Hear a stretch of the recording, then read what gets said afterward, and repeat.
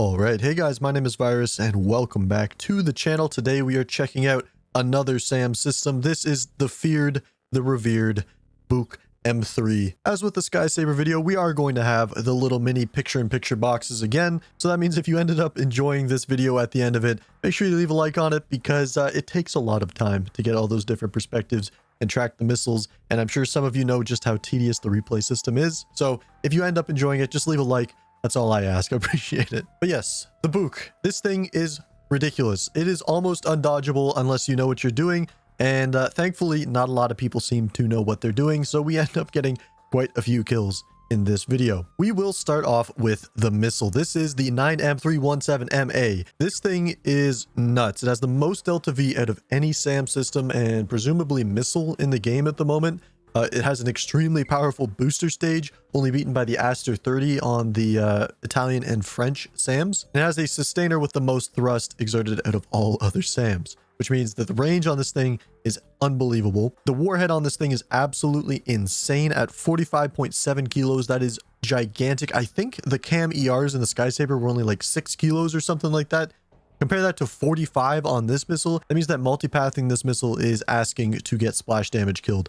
It's kind of ridiculous. You almost can't dodge it. The proximity fuse on this thing is gigantic at 25 meters. To give you an idea of how big that is, the next closest proxy fuse to that distance is 12 meters with the slam ram and the derby. And as long as your target is above 25 meters, the proxy fuse will turn on and blow up your enemy. The seeker head alone on these missiles can lock its own targets at distances greater than any other missile in the game at 70 kilometers. It also has thrust vectoring, making close range shots a little bit easier, but it can also lead to some funny moments.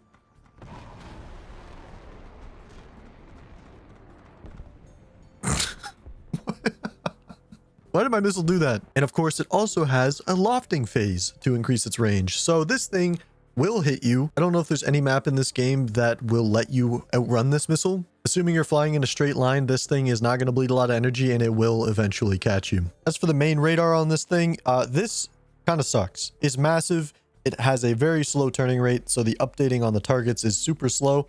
For the most part, you're going to be using the AESA radar on the launchers, which we'll get into in a second. I really don't spend too much time on this radar. Moving on to the launchers, they can be individually controlled and do not require the main radar vehicle to be alive in order for you to stay in the fight. They have an extremely powerful AESA radar right on the front here with an insane update rate that lets you track up to 10 targets per launcher. And due to this polling rate being so fast, even if a target is multipathing, as long as you can maintain lock on it, you will be able to hit it. So for example, a recon drone that is flying low to the ground and multipathing, but is still in range of this AESA radar on the front of this thing, you will be able to guide the missile in, even though it can't see it, and proxy on the drone itself. That also means that any helicopters that are high up in the sky that are sort of sitting still, normally invisible to these types of missiles, you will still be able to guide your missile in and hit them. The reason I mention that is because SAM systems like the Skysaber only update their target information every time the radar passes by it, whereas this thing is AESA, so it's constantly being updated, meaning the guidance for the missiles can update fast enough to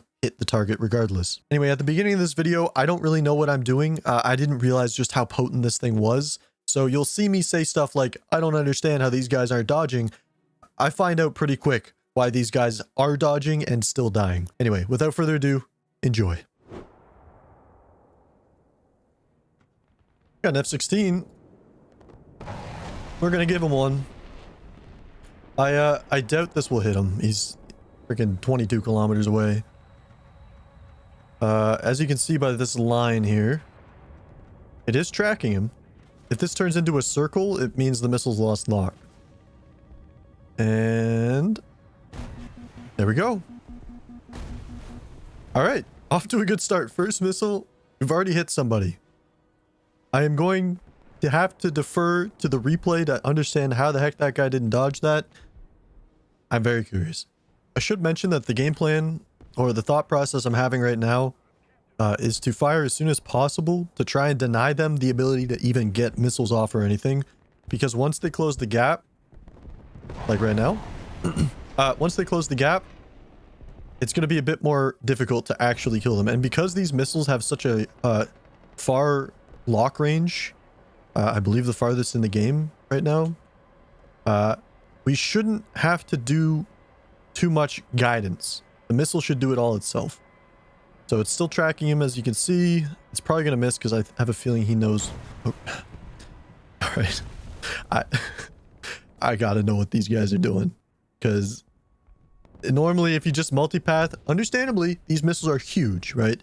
So sometimes you can splash damage and rip wings off, but it's also kind of rare to be able to do that. So I'm very curious what the replay shows.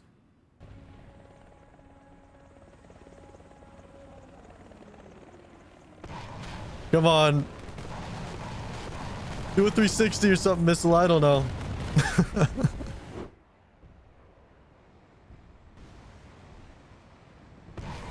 All right, we got a Griffin. We're going to send one at him. We have lost lock, but the missile is still tracking. As you can see, that's him moving there. What is happening? I haven't recorded the external view, the replay view. I don't understand how these guys are getting hit. If you ever see me in a match, and I'm in an AA, look on this boat, okay? Because this is where I'll be. This is my spot. The reason why is because in this map, in particular, the enemy spawns pretty much, I guess it would be right up here. Because it's the Arctic map, there's nowhere they can hide because it's all ocean. So, yeah, there we go. That's what I was looking for. If I just sit here with my AESA radar on, I can immediately see when they spawn in and shoot a missile off. All right, so this is editing virus now. I had to jump in here and showcase what this guy was doing to defeat the missiles because he's basically playing this perfectly. And I think that if you want to defeat these missiles, you guys should take notes. First thing to notice, he is in the notch. If you look at his RWR in the bottom left, he's in a perfect perpendicular 90-degree angle to us, which means that these seekers cannot see him whatsoever. If you look on the stat card for the missile as it comes in, you'll see IOG or IOG plus DL. That means that the missile is essentially running on previous track data and has no idea where this guy is.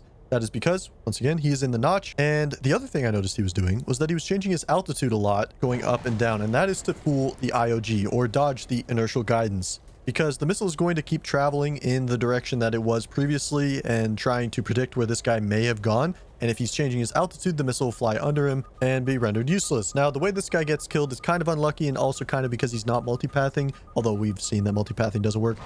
He's notching a missile and then it loses track, flies off behind him, and then reacquires, which means it's coming in from a different angle from the notch and hits him right in the butt. So huge props to this guy. It was really fun to watch him fly around and try and dodge all the missiles. Unfortunately, he couldn't do it forever, but yeah, GG's, man. Okay, A10 right off the rip. And then we'll switch to the Griffin as well. Now, I'd like these to guide themselves, so I'm going to turn my radar off for a second. Let's see if we get any hits.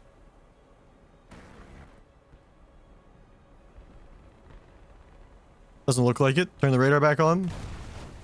Never mind. I am a liar and a fraud. Trying to get this prop plane. He shouldn't be that much of a problem. There we go. Someone's calling it a plane, but oh boy. Nice.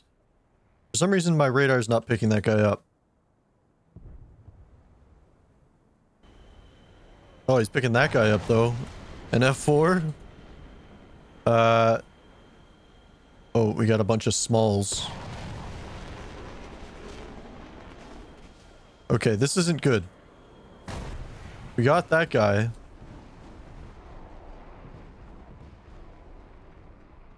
I don't know why some of these I can't launch on. Hopefully we can intercept. Nope. This isn't good. I don't really know what's going on and why some of those just didn't work. Luckily, I think they're gonna miss. Oh. Get him. I don't know where this guy is, so hopefully the missile knows where it is. I don't really care if I lose one launcher. He didn't even kill it. Oh, that's not what you want to do, buddy. That's not what you want to do.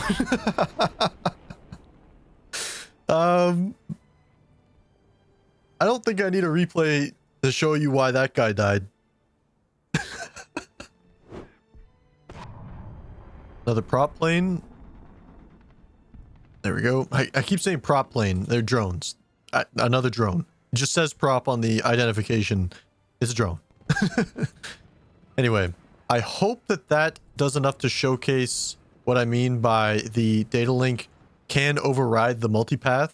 So this guy is multipathing with this, but because my radar has got him locked, it should hit him. He might be too close. Yeah. All right, he should be good to hit now. I'm just gonna wait for him to pass behind this tree, just in case. There we go. Update it again. There.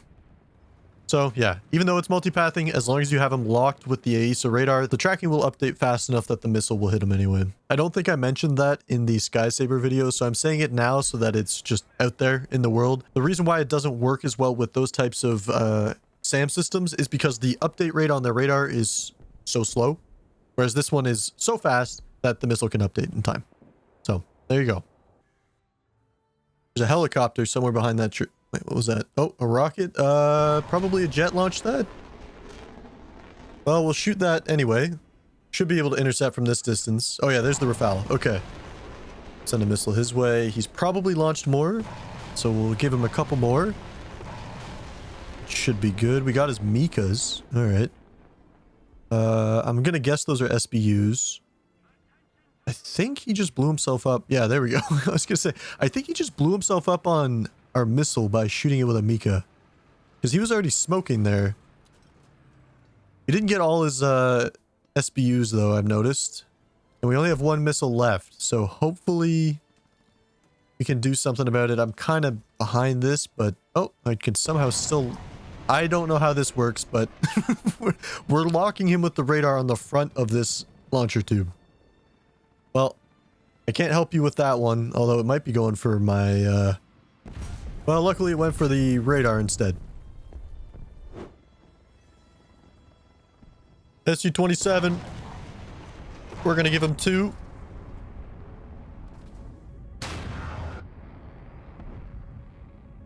Hopefully one of those is actually tracking him.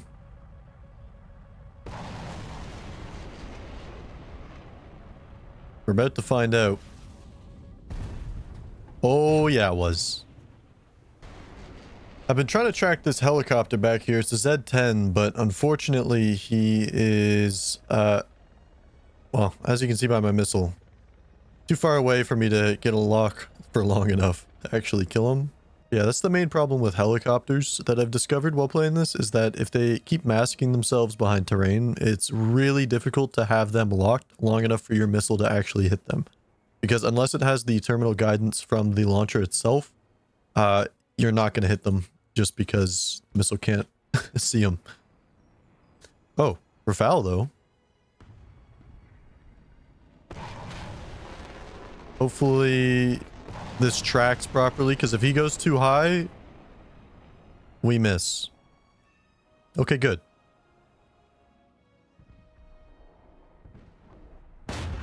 See, there he is again, but if he's masked behind the trees or the terrain, it's going to be really difficult to kill him.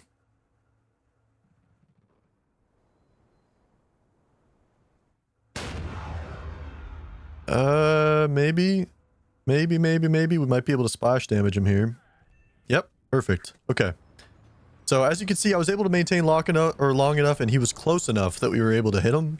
But if I were to turn off my guidance there, the missile would have missed. Most likely. There's always the chance, but most likely it would have missed. Now, normally I wouldn't include a night match in a video, but considering we're playing AA, there's not much to look at anyway. So does it really matter? I mean, if anything, the explosions of the aircraft are going to look better. F-18 spotted, missile away. We've lost lock. Has the missile. Nope. I have a feeling I just splash damaged him again. Dude, this thing is so ridiculous. The missile is undodgeable. Dear God, he was still going too. What a hero. What a trooper. I ripped both his wings off and he was still flying.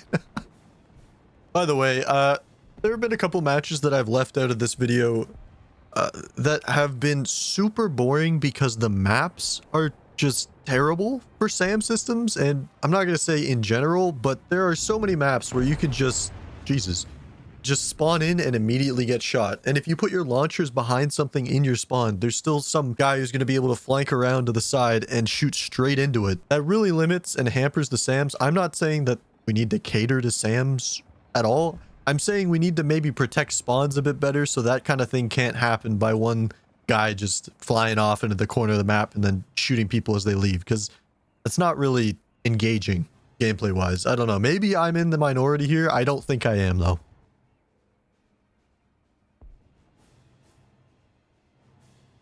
Ooh, F-18 close. Might still be able to hit this guy just because we have him hard locked. Nope, never mind. We're so screwed. Oh, we're so dead. Fire everything. Fire everything. I don't actually think he knew where we were. Which is kind of funny, considering. But, oh, we got him. Prop plane. I want to see how beautiful this looks at nighttime. Let's see if I can get a good angle. Not really. Yeah. Could have been better. Anyway. I gotta sneeze. That was perfect timing.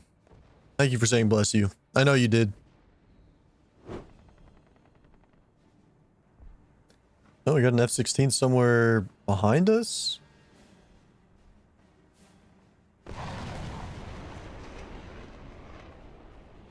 And one there. Hopefully thrust vectoring... No, thrust vectoring is not going to work. I got one. And the other one crashed. Got another F-16. We'll give him 2. Cut the radar so that it guides on its own. You might be able to get behind the mountain in time. Oh, second one got him. See? Send 2. You never know. F-18 launching immediately.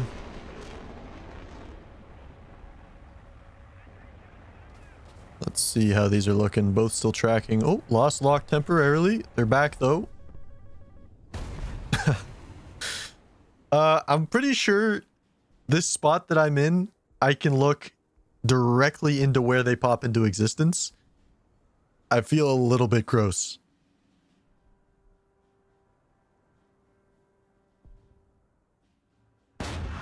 See if I can get this recon drone.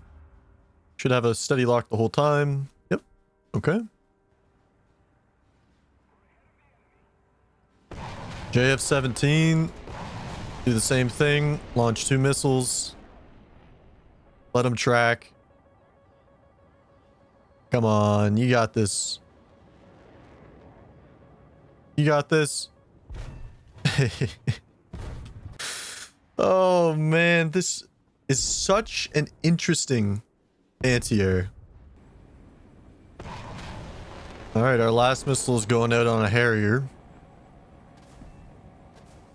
We're going to follow this one in. On the radar. Still tracking.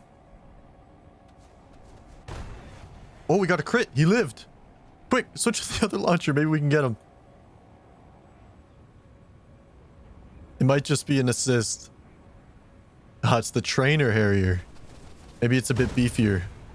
Oh, he got team killed. All right, I'm going to count that one for me. How did he get team killed? Why did he get team killed? Well, that was a good match. Could have been 6, but 5 will do. Well, I hope you guys enjoyed today's video on the BUK-M3. If you want to watch my other recent SAM video, I did one on the Sky Saber, which you can find right here. And if you enjoyed the video, leave a like and hit the subscribe button with this little pop-up. Anyways, guys, thank you so much for watching, and I will see you in the next video.